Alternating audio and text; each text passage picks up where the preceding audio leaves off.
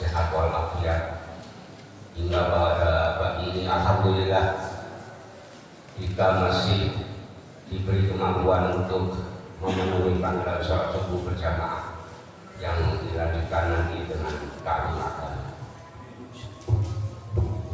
Untuk saudara-saudara kita yang pagi ini tidak bisa hadir karena satu dan lain urusan, mari kita doakan mudah-mudahan Allah lancarkan urusannya. Dan untuk saudara-saudara kita yang tidak bisa hadir karena sakit, mari kita doakan mudah-mudahan Allah angkat penyakitnya dan Allah sembuhkan. Allahumma rabbana hati basa bismikan basa la sifat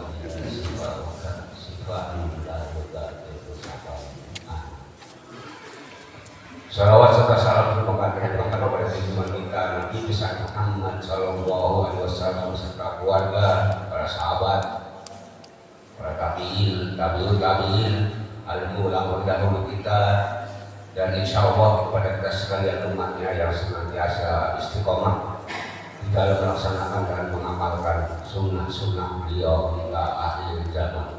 Amin ya rabbal alamin.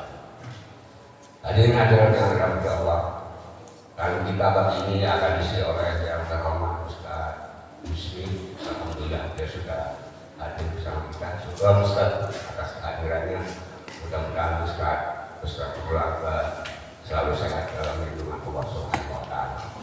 Adapun tema yang akan disampaikan pada pagi ini adalah manfaat muhasabah bagi orang muslim, orang mukmin, bagi orang mukmin. Baik, langsung saja kita manfaatkan waktu. Namun sebelumnya mari kita simak dengan Bismillahirrahmanirrahim.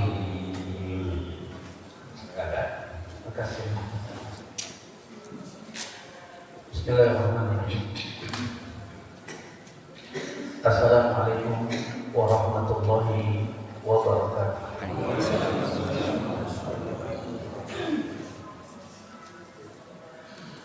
Alhamdulillah alladzi alafa baina qulubina wa asbahna bi ni'matihi ikhwana. Wassalatu wassalamu ala nabiyyina mursalin Sayyidina Muhammadin wa ala alihi wa ashabihi wa man tabi'ahu bi ihsanin ila yaumiddin. Allahumma la ilma lana illa ma 'allamtana innaka antal alimul hakim wa tub 'alaina innaka antat tawwabur rahim bi rahmatika ya arhamar rahim.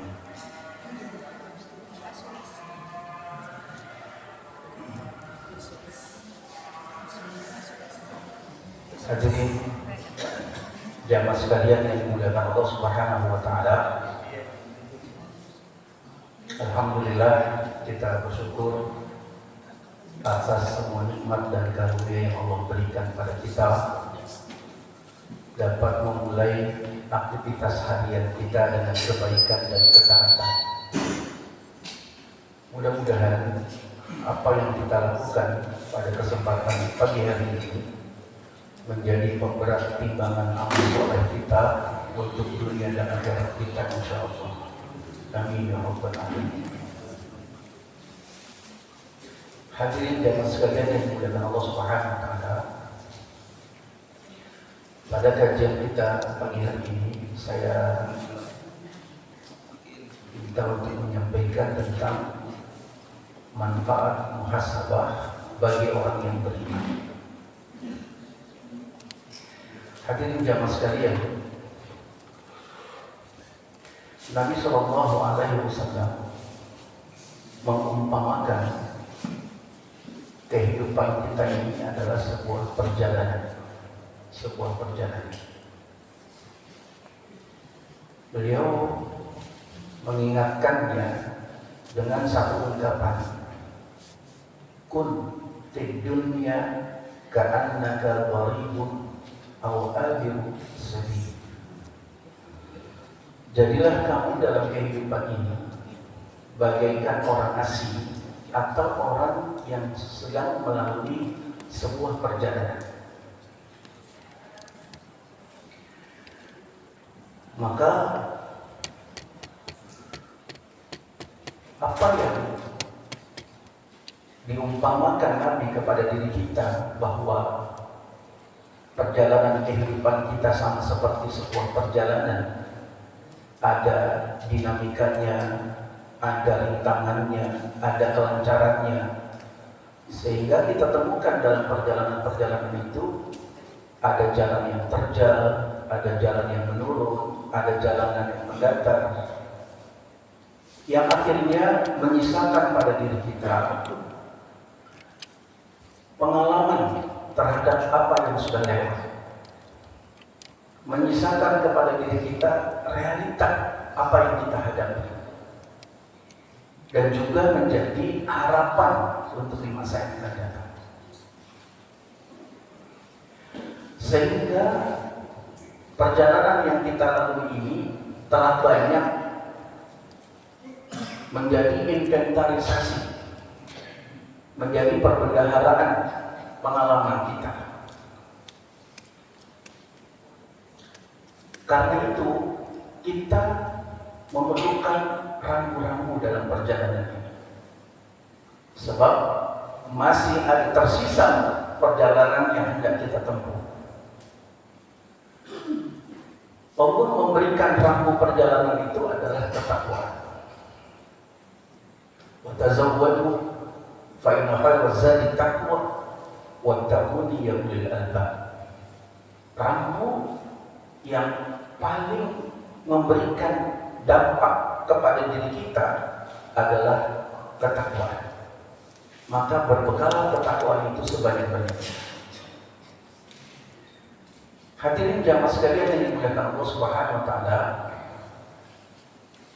dalam sebuah perjalanan, apalagi perjalanan yang panjang, idealnya kita berhenti di rest area. Tidak melanjutkan perjalanan panjang. Idealnya kita berhenti sejenak. Mungkin bagi yang pernah di Jepang itu perjalanan keluar kota 2 jam harus berhenti. Nggak boleh melanjutkan perjalanan 2 jam berhenti. Di Eropa 4 jam berhenti. Kalau kita di Indonesia tergantung keadaan. Kalau masih kosong sekuat kita gitu. Kalau macet ya harus berhenti. Makanya seringkali terjadi banyak kecelakaan karena kita tidak punya ketentuan berapa jam kita harus berhenti dalam sebuah perjalanan. Nah, perhentian dalam sebuah perjalanan itu sebagai bentuk kontemplasi untuk menyemangati diri kita bahwa masih ada beberapa kilometer perjalanan yang tersisa, sehingga kita perlu rehat. Mungkin ada yang capek, mungkin ada yang lelah, mungkin juga perlu ganti supi. Kontemplasi ini dalam bahasa Islam adalah muhasabah.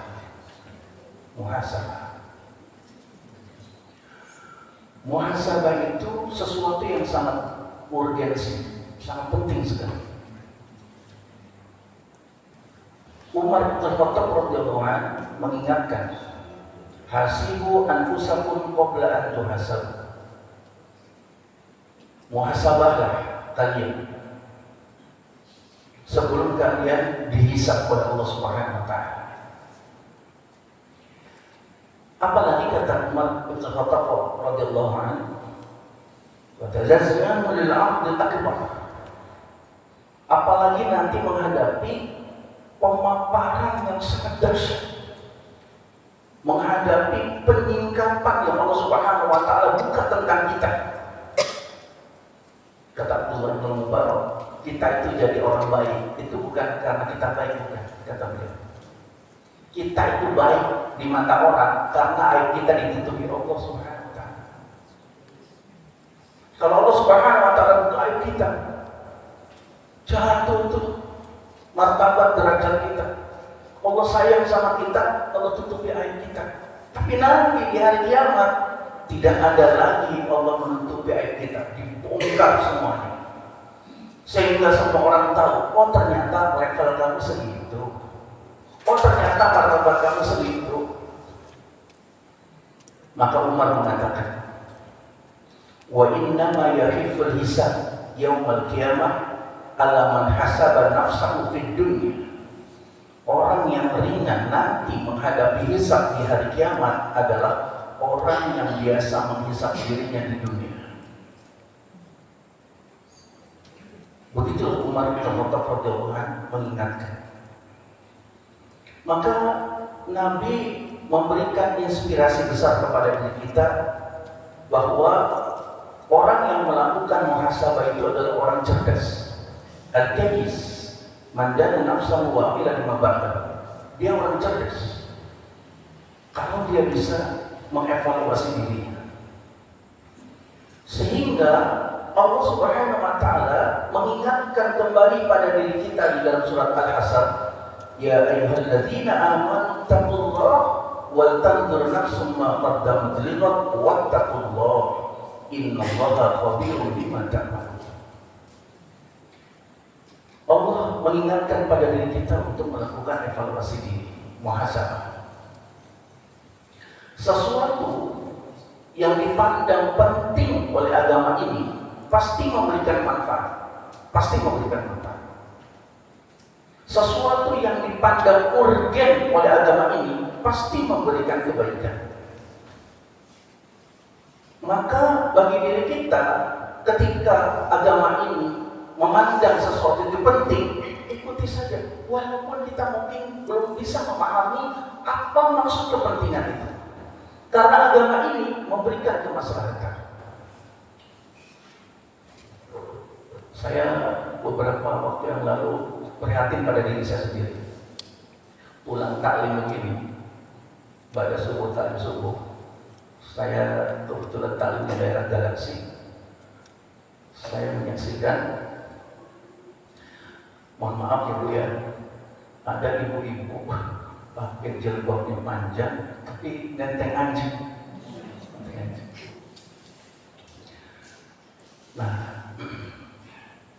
agama kita mengajarkan bahwa anjing itu binatang yang mengeluarkan najis mubalaghah, najis berat. Membersihkan najis berat itu dengan cara dibasuh dengan tanah 7 kali, baru setelah itu dibasuh dengan air. Itu nggak bisa dibasuh dengan deterjen apapun, itu nggak bisa dibasuh dengan sabun merek apapun. Nah, kalau memang dia menganggap bahwa saya bisa membersihkan najis mubalaghah, itu jilbab dan bajunya kotor dengan tanah, karena harus dibasuh dengan tanah 7 kali. Nggak bisa dirasionalisasi, ketimbang harus pakai tanah, mendingan pakai deterjen, nggak bisa. Ternyata itu belum difahami oleh banyak masyarakat kita, sehingga membuat saya prihatin. Ya Allah, ternyata pengajaran agama yang saya lakukan belum sampai menyentuh masyarakat memahami tentang najis. Makanya mungkin perlu juga di sini ada kajian tema hal yang sangat penting buat kita, misalnya tentang mandi. Jangan sampai nanti kita nggak tahu cara mandi, tentang membasuh najis. Jangan sampai kita nggak tahu tentang cara membasuh najis. Jadi hal yang membuat saya prihatin bahwa pengajaran yang saya lakukan tidak menyentuh pada hal yang sangat mendasar itu. Apa yang disebutkan oleh Nabi SAW, walaupun kita tidak mengetahuinya, pasti memberi manfaat. Ternyata para ilmuwan mempelajari bahwa kenapa najis mubalaghah harus dibersihkan dengan tanah 7 kali, sebab di dalam tanah ada unsur yang bisa mematikan virus maupun hal-hal yang membahayakan dari najis mubalaghah yang tidak bisa dibasuh oleh deterjen apapun. Jadi sesuatu yang penting itu dalam agama kita pasti memberikan manfaat, termasuk dalam muhasabah ini. Apa manfaat muhasabah? Manfaat muhasabah agar kita bisa mengoreksi diri kita, bahwa perjalanan yang telah kita lalui ini mana yang dominan, kebaikan atau keburukan, mana yang lebih banyak, apakah mafsadat atau kemaslahatan dari perjalanan yang kita lakukan ini. Apakah kita mengantarkan semakin dekat kepada Allah atau semakin jauh dari Allah? Karena nanti kita akan menghadapi hari hisab kita. Nabi sendiri mengatakan pada ma'abdi yaumul kiamat.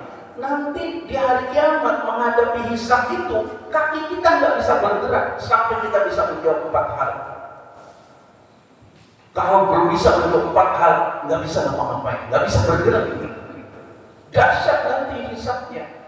Maka ketika kita melakukan muhasabah untuk mengoreksi diri kita, ya Allah, ternyata yang masih banyak yang saya lakukan itu menjauh darimu, ya Allah. Ya Allah, ternyata usia saya lebih dominan untuk keburukan. Ya Allah, ternyata waktu-waktu yang saya kerjakan tidak memberikan maslahat apapun. Maka kita perlu mengoreksi diri. Mengapa? Karena nanti di hari kiamat semua organ tubuh kita yang bicara, mulut kita Allah bungkam.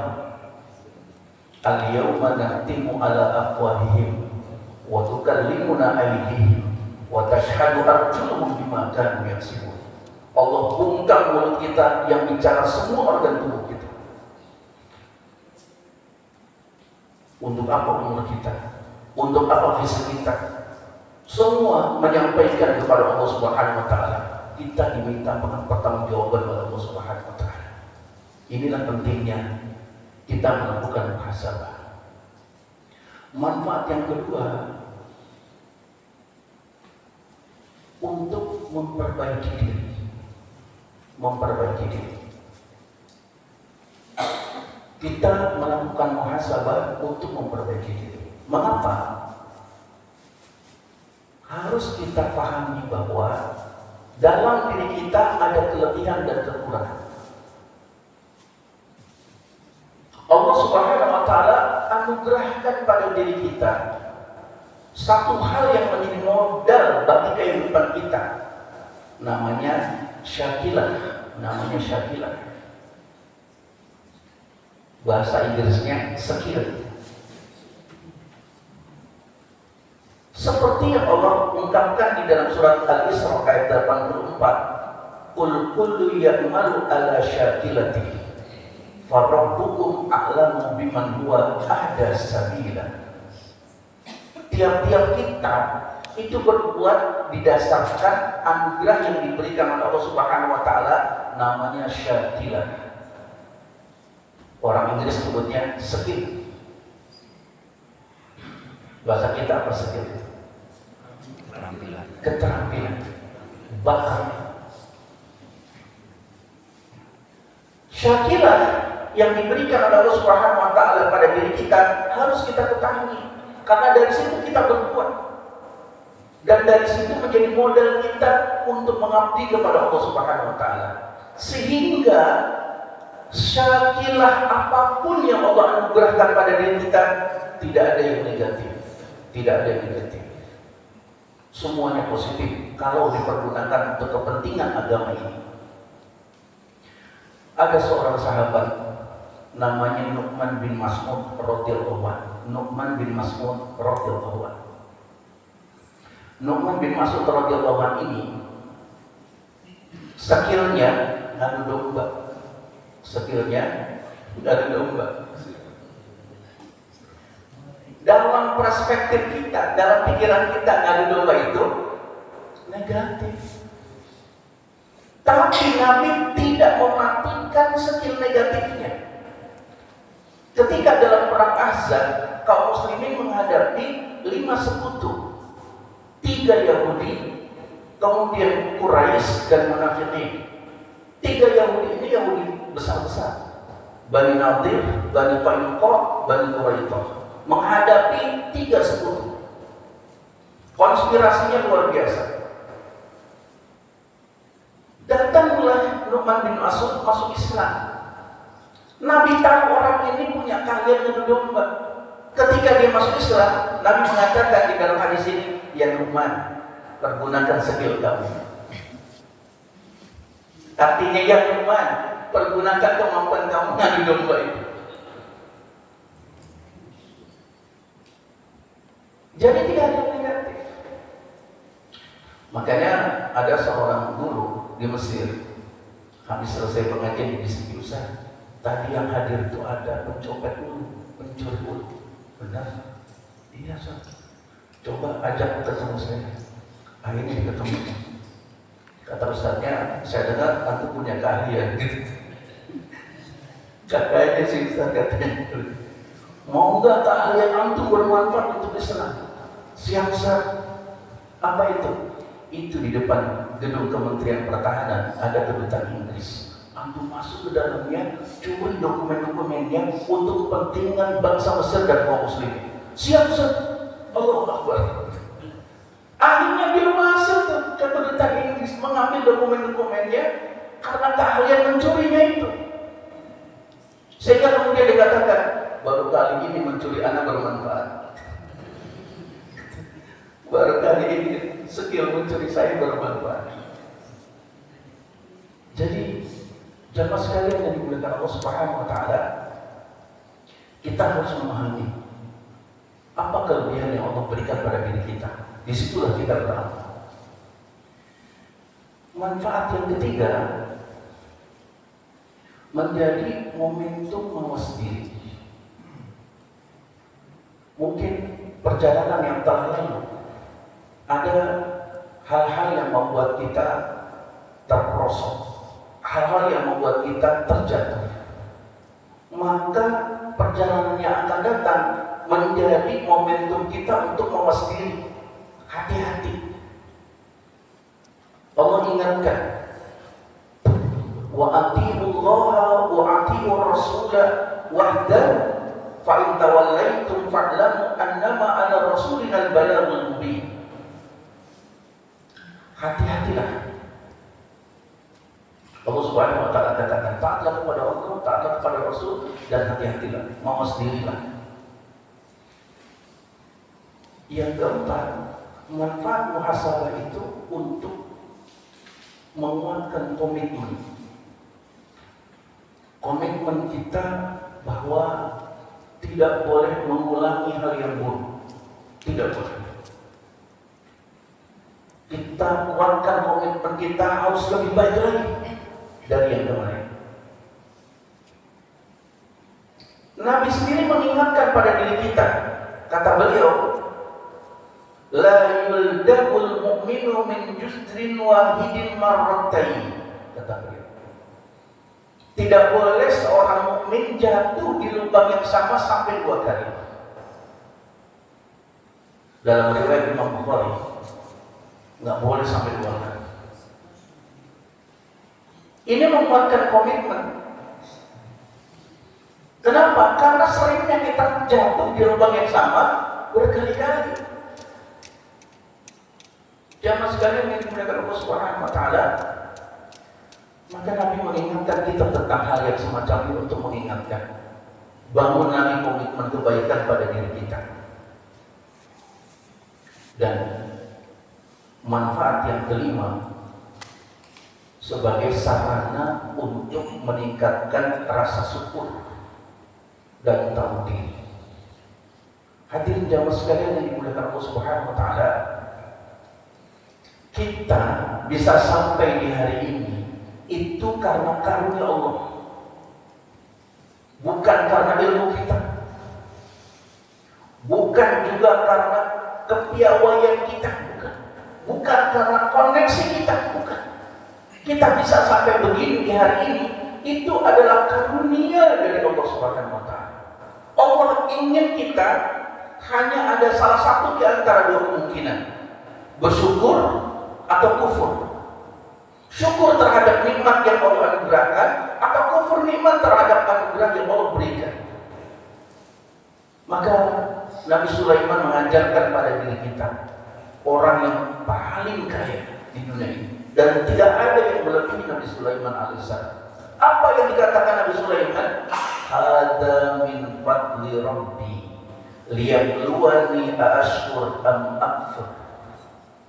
Saya kayak begini ini karena karunia Allah. Tahu diri. Jangan sampai kita merasa kita saat sekarang ini begini karena ilmu kita, bukan. Karena kehebatan kita, bukan. Karena karunia yang diberikan oleh Allah Subhanahu wa Ta'ala. Sehingga akhirnya kita bersyukur. Kita menikmati semua karunia itu untuk meningkatkan kapasitas kita, ketakwaan kita, keimanan kita kepada Allah Subhanahu wa Ta'ala. Jangan sekalian yang dimuliakan Allah Subhanahu wa Ta'ala, sesungguhnya muhasabah ini hal yang perlu kita lakukan sesering mungkin. Namun biasanya, lazimnya dalam kehidupan kita melakukan muhasabah pada momen tertentu. Kita berada di tahun 2023 di penghujung. Besok kita berada di tahun 2024. Makanya dia bilang jangan kelayaban nanti malam, karena pulangnya tahun depan. Jangan sekalian yang dibilang Allah Subhanahu wa Ta'ala, sehingga kita lazim melakukan evaluasi diri. Evaluasi diri yang diajarkan orang tua kita, Nabi Adam alaihissalam, adalah berani menyalahkan diri sendiri. Berani menyalahkan diri sendiri dalam muhasabah itu kita mengenalnya dengan istilah autokritik. Berani menyalahkan diri sendiri, tidak melibatkan orang lain. Apa ungkapan doa Nabi Adam alaihissalam? Rabbana zalamna anfusana wa illam taghfir lana wa tarhamna lanakunanna minal khasirin.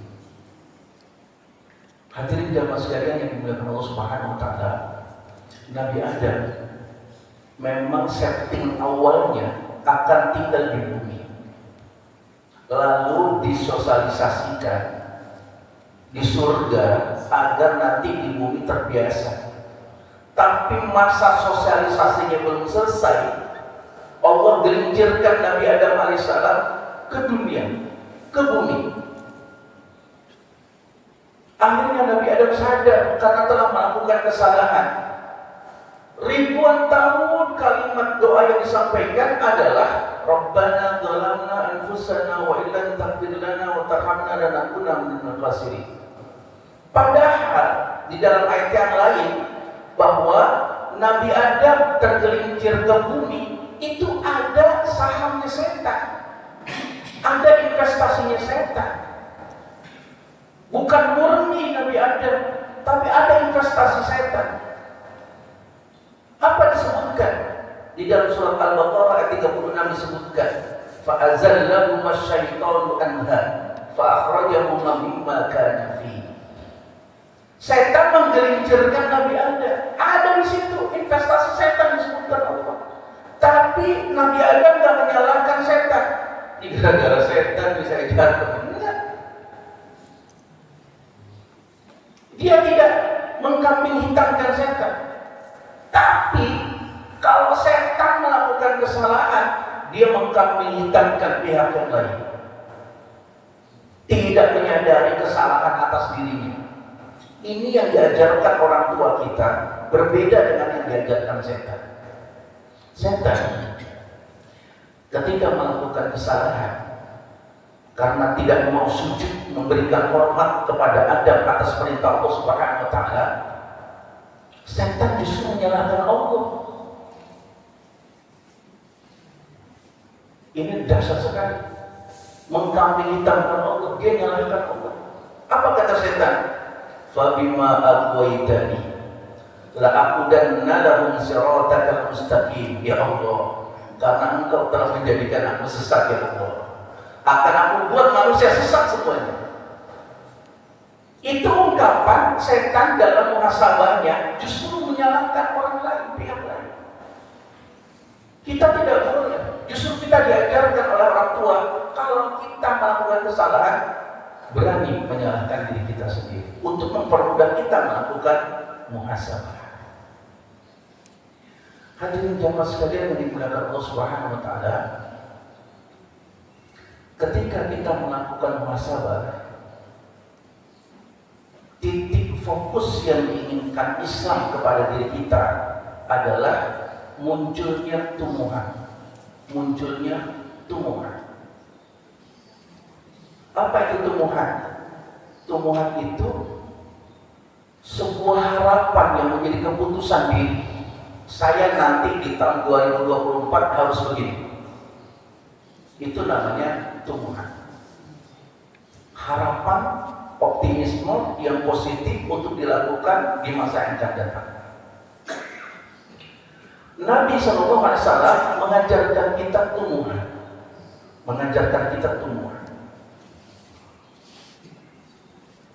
Di dalam surat Al-Ahzab ayat 22 sampai 23, di sana dikatakan, "Walamma ra'al mu'minuna al-ahzab qalu hadza ma wa'adana Allah wa rasuluhu wa sadaqa Allah wa rasuluhu wa ma zadahum illa imanan wa taslima. Minal mu'minina rijalun sadaqu ma ahadullah alaihi faminhum man qada nahbah wa minhum man yantadir wa ma baddalu tabdila." Jamaah sekalian yang dimuliakan Allah Subhanahu wa taala, perang Ahzab dalam sirah nabawiyah juga dinamakan perang Khandaq, perang paring, karena sistem pertahanan yang dibuat oleh kaum muslimin paring.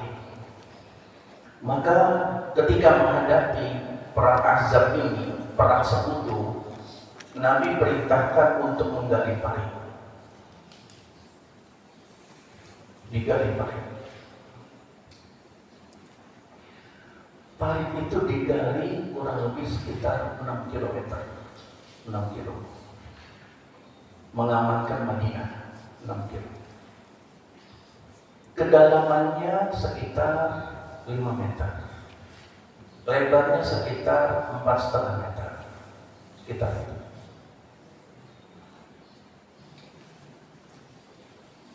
Nah, ini dilakukan belum ada alat berat. Maka Nabi SAW memotivasi para sahabat agar paring ini bisa diselesaikan paling lama seminggu.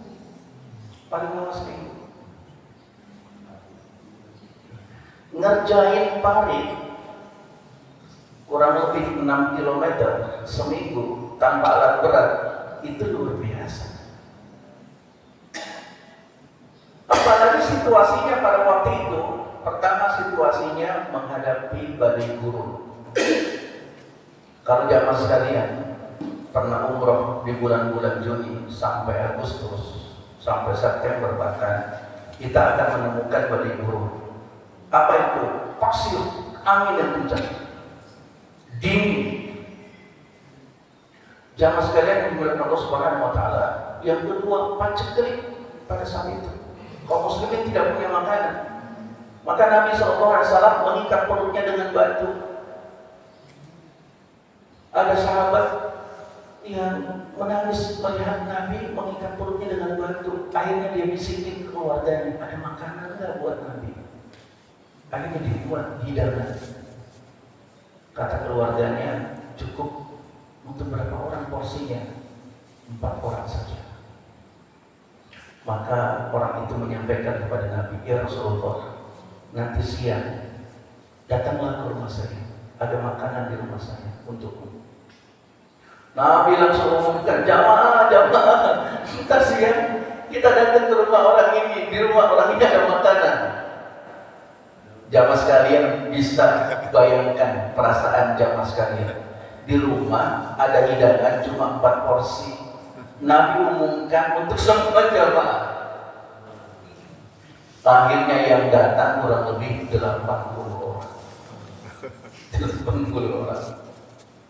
Maka Nabi SAW sampaikan kepada tuan rumahnya, tolong ya, nanti hidangannya jangan dibuka, biar aku saja buka.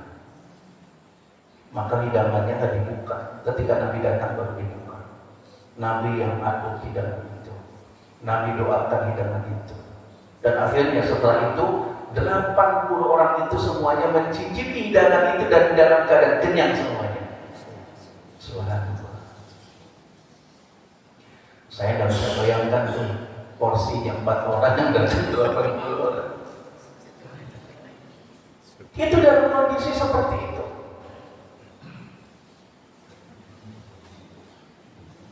Situasinya perang Ahzab itu mencekam.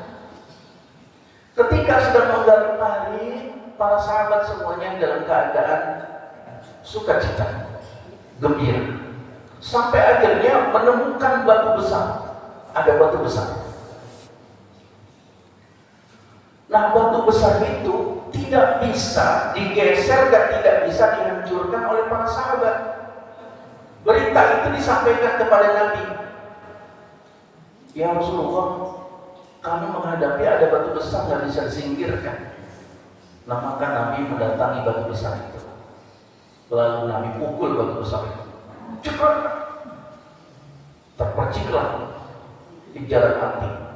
Subhanallah, walhamdulillah, wala ilaha illallah, wallahu akbar. Dipukul lagi yang kedua, muncul percikan api. Subhanallah, walhamdulillah, wala ilaha illallah, wallahu akbar. Dipukul lagi, muncul percikan yang ketiga. Subhanallah, walhamdulillah, wala ilaha illallah, wallahu akbar. Akhirnya batu itu hancur. Jamaah sekalian yang dimuliakan Allah Subhanahu wa taala, berarti Nabi orang yang paling kuat di antara kaum muslimin. Subhanallah. Saya membayangkan begitu, ya Allah.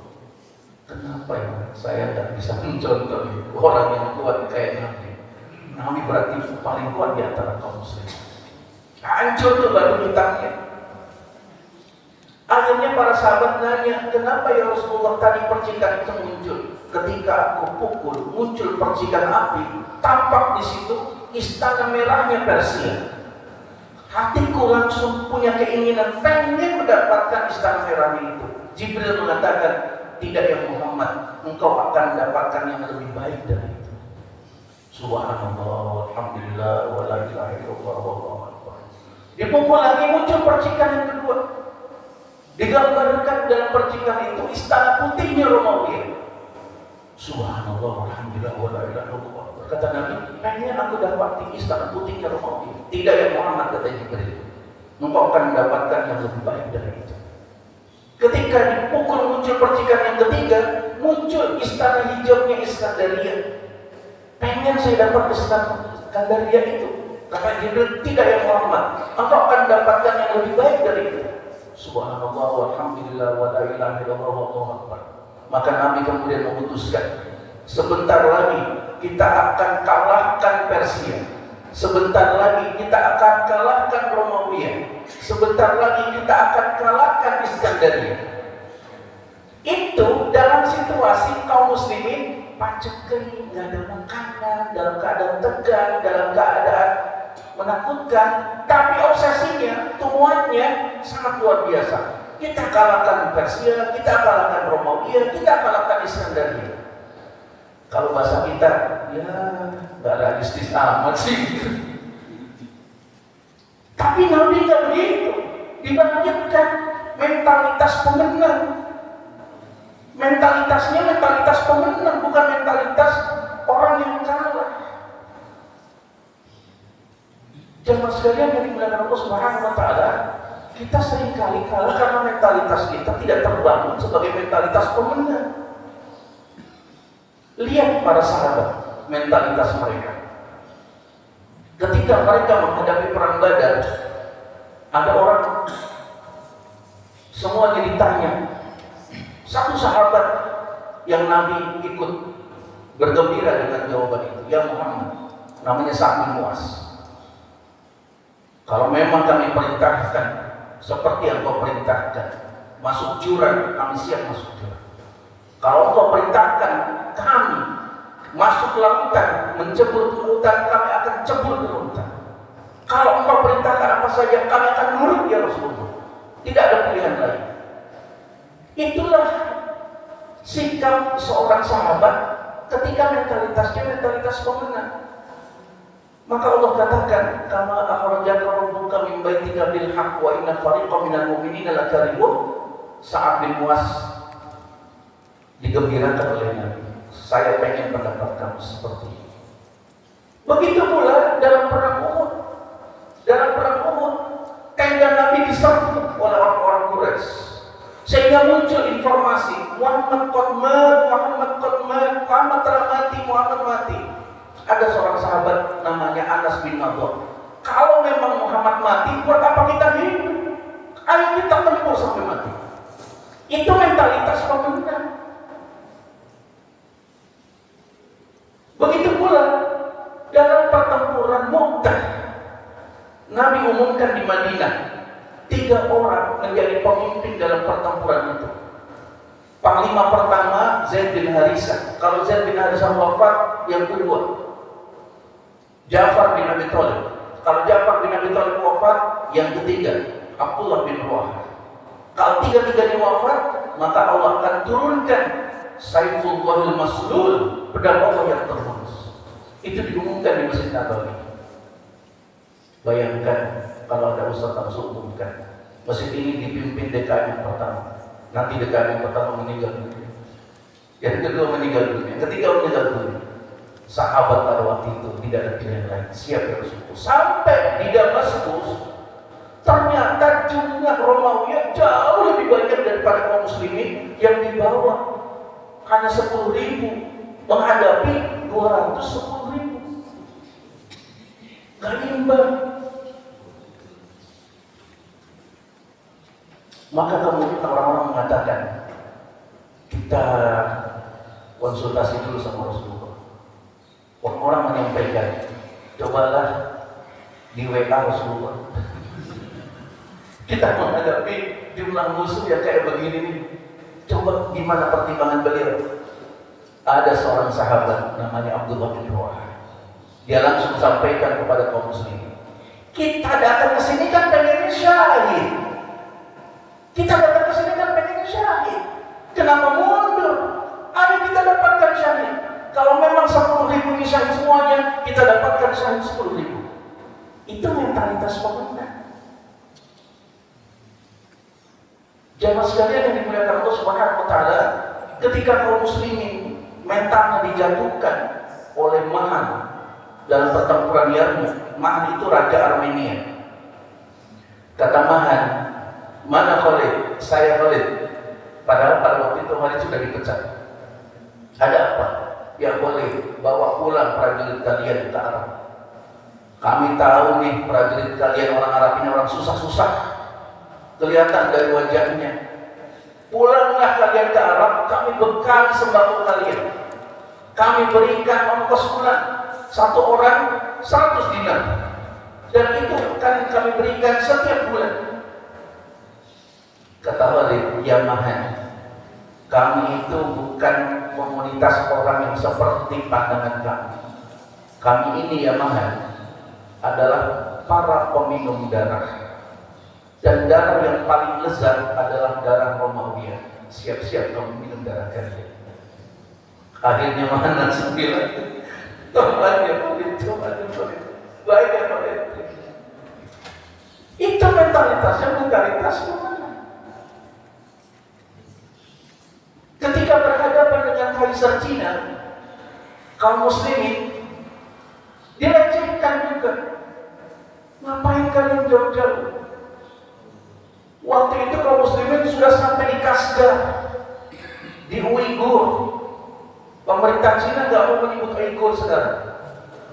Wilayah itu diganti dengan sebutan Xinjiang. Saya Pernah sekali kunjungan ke Xinjiang, itu merasakan bagaimana para sahabat Nabi ketika itu diutus ke situ. Sampai kita melihat subhanallah luar biasa. Jamaah sekalian yang berdoa Allah Subhanahu wa taala, tempat itu panas sekali. Maka gunungnya merah yang tampak. Tapi subur karena di bawah pegunungan itu ada kali di bawah tanah. Yang buat kalinya namanya Haji Yusuf. Sehingga daerah itu subur sekali. Kita dapat makanan-makanan dan buah-buahan dari Cina itu dari daerah itu. Yang dikenal kalau bahasa komik daerah itu dengan sebutan gurun gobi. Kalau yang seumuran saya pecinta kopimu, gurun gobi. Jamaah sekalian yang dimuliakan Allah Subhanahu wa taala, di situ ada 4 patung, 2 patung wajahnya kayak Cina, 2 patung wajahnya Arab. Saya tanya tuh sama gaibnya, ini patung siapa? Patung yang pertama itu kata dia, ini Sunggomo. Kedua yang dihukum datang ke sini. Lalu disebutkan dengan kaisar yang kedua. Ini yang Arab ini Abdurrahman yang dulu diutus oleh Nabi ke tempat ini hingga 37 tahun di tempat itu. 37 tahun. Saya bayangkan, oh, di situ 37 tahun. Saya aja pernah di pedalaman Kalimantan sebulan, rasanya lama banget. Ditugaskan dakwah di pedalaman Kalimantan, ya Allah, lama banget sebulan. Menghadapi orang-orang yang ingin mendengarkan dakwah Islam, akhirnya saya semangat juga datang sambil bawa babi ke masjid kita. Kita mesti nggak bisa, nggak mau ada. Dia nenteng babinya berkeliaran. Tapi lama-lama akhirnya mereka mau juga menerima Islam dan ekspresif. Ustaz, saya sudah Muslim. Apa buktinya kalau sudah Muslim? Ini Ustaz nih, lihat tato saya, di sini tato Allah, di sini tato Muhammad. So, ya Allah, kalau dakwah di kota-kota sih enak nih kayak begini. Yang sekalian Allah Subhanahu wa taala. Jadi ketika dalam kondisi kaum muslimin dilecehkan, dihinakan, maka Utaibah bin Muslim langsung sampling. Ada prajuritnya namanya Hubairah. Ketemu kamu tuh sama Kaisar Cina. Kaisar Cina langsung bilang, kamu nggak takut sama kami? Rakyat kami banyak, prajurit kami banyak. Kata Hubairah yang kena sampling dan Utaibah bin Muslim itu. Kata dia, wahai Kaisar Cina, kamu tahu nggak berapa jumlah kaum muslim? Berapa jumlah prajurit kaum muslim? Ketahuilah, prajurit kaum muslimin ini ujungnya ada di depan kamu, ekornya ada di Damaskus. Itu mentalitas momennya. Ketika mau dijatuhkan, kamu nggak takut? Rakyat Cina banyak, prajurit Cina banyak. Kata Hubairah, ya Kaisar, kamu nggak tahu prajurit muslim itu ada di depan kamu di ujungnya, ekornya ada di Damaskus. Apa